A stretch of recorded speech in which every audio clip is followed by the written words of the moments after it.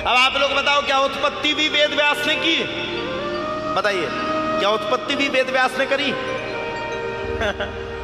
हमें लगता है बोलने में असमर्थ है, बोलेंगे नहीं।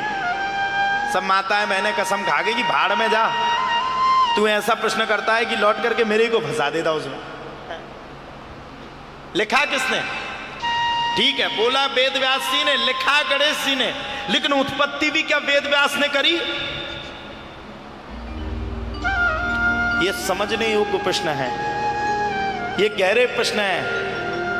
मैं आपको एक बात कहूं, गंगा जी में आप लोग जाते होंगे, महाकुंभ में भी गई होंगी, तो आपने देखा होगा महाकुंभ में कई लोग पहुंचे होंगे, अपनी अपनी बाटल लेकर के गए होंगे, कोई कैन लिए होगा, उसमें से जाकर के गंगा जल भर करके लाए होंगे।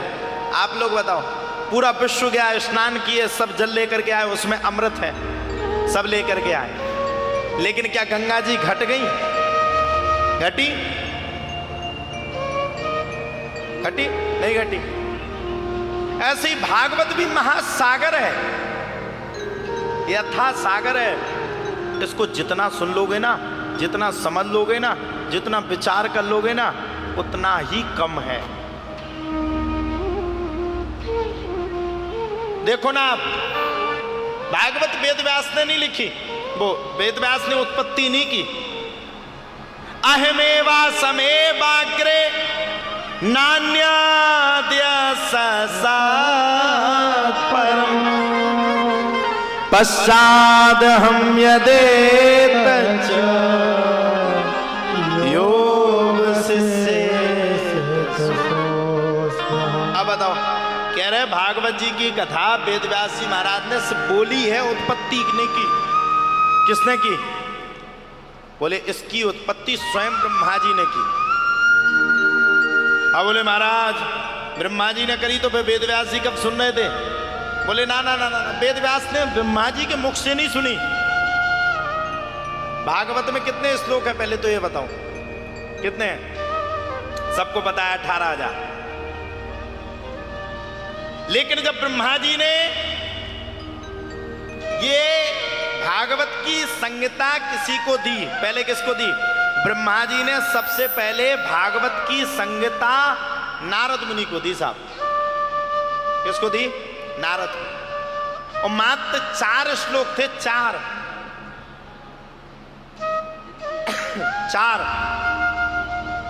कई बार हमने देखा होगा नदी किनारे पर कई लोगों के मकान बने रहते हो, जब बाढ़ आती है तो वो मकान भी बह जाते हैं।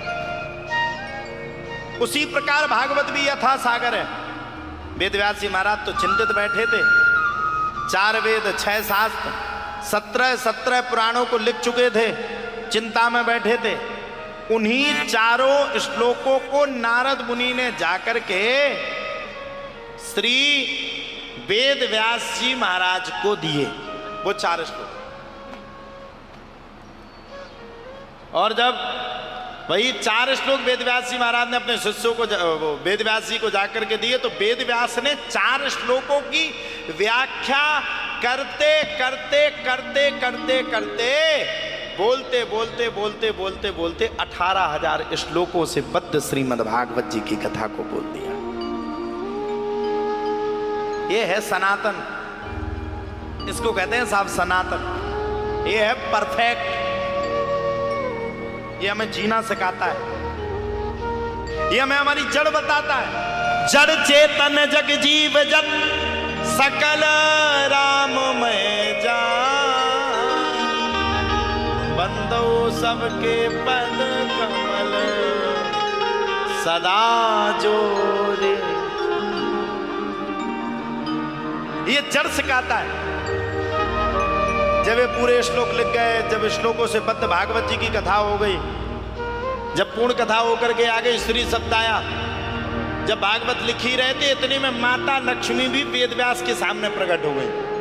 माता लक्ष्मी, यूं कहें तो भगवान श्री विष्णु की धर्मपत्नी, और वैसे कहें तो भगवान कृष्ण की धर्मपत्नी रुक्मिणी के स्वरूप को ही माता लक्ष्मी कहा गया।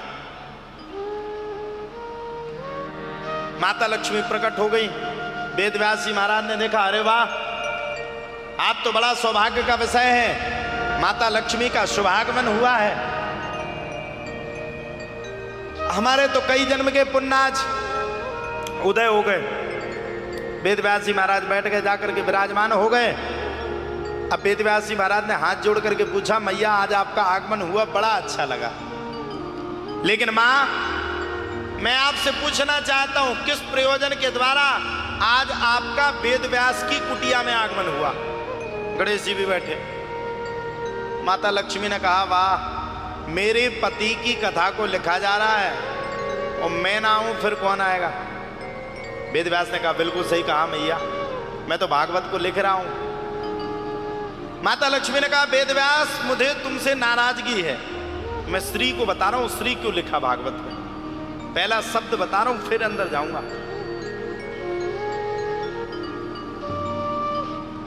जब वेदव्यास जी महाराज ने पूछा माता कैसे आगमन हुआ, तो माता लक्ष्मी ने कहा कि वेदव्यास मेरे को तुमसे एक शिकायत है। वेदव्यास ने हाथ जोड़ करके पूछा, माता कैसी बातें करती हो, आपको मुझसे शिकायत है? हाँ बोले, है शिकायत। बोले क्यों?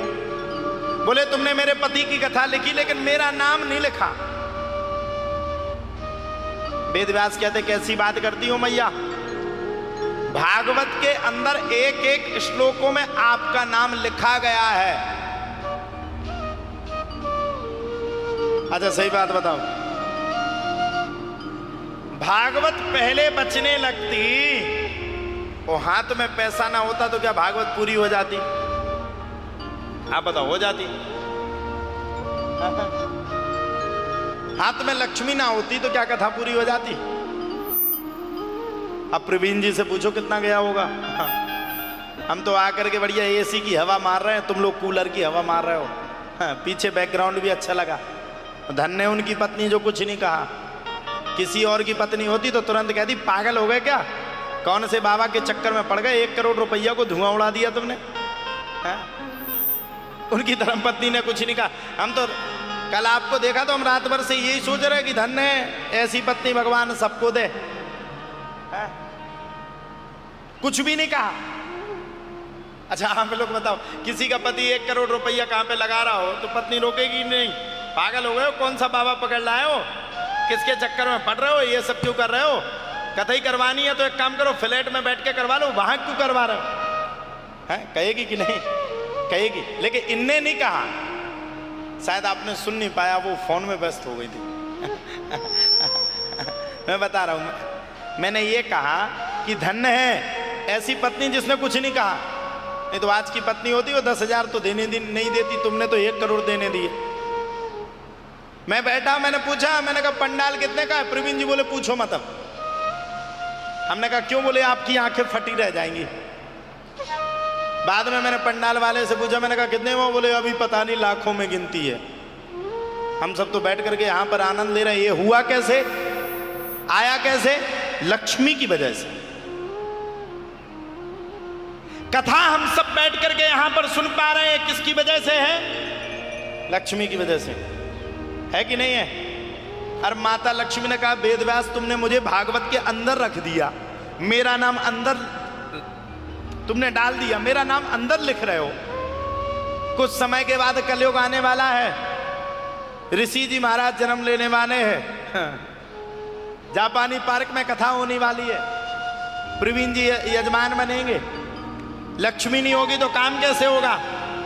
माता लक्ष्मी के इन सुप्रद वचनों को सुनकर के वेद व्यास जी महाराज ने भागवत के आगे सबसे पहले श्री को लिखा। बजाओ बजाओ, ताली तो बजाते ही रहो, जिसमें नींद नहीं आएगी तुम सबको। ये लिखा, श्री लिखा। आप लोगों ने देखा होगा, कई बार हम लोग बचपन में अपने घर में लिखा करते थे, जब कच्चे मकान होते थे उनमें लिखते थे श्री लक्ष्मी देव्यै नमः। ये वही श्री है। आप लोगों ने देखा होगा, जब कार्ड बंटते हैं तो पति का नाम बाद में होता, पत्नी का पहले होता। श्रीमती फलानी देवी, फिर श्री ढकान देव। तो कलयुग में चला किसका हुआ है? जिसका नाम आगे उसी का चला हुआ ना। अब वो बात एक अलग है। वेद व्यास, वो माता लक्ष्मी ने अपने काम को सदुपयोग किया। माता लक्ष्मी ने अपने आप को आगे क्यों रखा? भागवत होने से पहले माता लक्ष्मी का आना आवश्यक क्यों हुआ? क्योंकि माता लक्ष्मी चाहती थी कि भगवान विष्णु मेरे पति हैं और मेरे पति को किसी भी प्रकार का कोई कांटा जहां पर भागवत हो रही हो वहां पर ना लग जाए। अपने पति के स्वागत में सबसे पहले जाकर के मैं खड़ी हो जाऊंगी, तब जाकर के मेरा पति आएगा। और आज की पत्नी क्या कहती है? पहले मरो तुम, बाद में जाएं हम। आजकल तो घरों से साफ खत्म हो गया, आजकल विश्वास खत्म हो गया। लोगों ने नीले जो ड्रम रखे थे वो सब फेंक दिए। हुई थी लव मैरिज, आया था पति लंदन से, उसी का बर्थडे मनाने किया डांस, रात के समय में 16 टुकड़े करके एक ड्रम में साफ भर करके रख दिया। अब बताओ किस पे भरोसा करोगे? अच्छा आप लोग बताओ, लव मैरिज से बड़ा इस संसार में कुछ होता है? हमें तो पता नहीं, क्योंकि हमें इन सब चीजों का अनुभव नहीं। हम तो लव अपने भगवान कृष्ण से करते, शादी हमारी पहले ही हो गई। लेकिन मैंने तो सुना है कि लव मैरिज से बड़ा कुछ नहीं है। वो गाना आना सुने मैंने, हम ऐसे करेंगे प्यार कि दुनिया आर पार हो जाएगी। एक दिन मैंने बैठ करके विचार किया, मैंने कहा ये जो गाना बने हैं, हम ऐसे करेंगे प्यार की दुनिया याद करेगी, हम जिए मरेंगे यार की दुनिया याद करेगी। उतने में टीवी में मैंने ब्रेकिंग न्यूज सुनी, मुस्कान ने अपने पति के 16 टुकड़े करके नीले ड्रम में भर करके सीमेंट में भर करके पैक कर दिया। मैंने उस गाना को सुना, मैंने कहा धन्य है रे गाना वाले। इस गाने का अर्थ आज समझ में आया। तू कह रहा है कि प्यार दुनिया से मत करना, ये हाड़ मांस का शरीर है, एक ना एक दिन ड्रम में भर करके फेंक देगा। प्यार भगवान से करना, मरने के बाद भी तेरा शरीर इतनी खुशबू देगा कि संसार तुझे प्यार करेंगे। आप लोग बताओ, आज से पहले कौन कौन हमें जानता था? है कोई? आज से पहले 6 महीना पहले होंगे एक आध दो जन जो जानते होंगे। लेकिन आज आप सब बैठ करके यहां पर कथा सुन रहे हो, कई जन बैठ करके यहां पर फोन भी चला रहे। ये किसकी कृपा से हुआ? भगवान की कृपा से हुआ।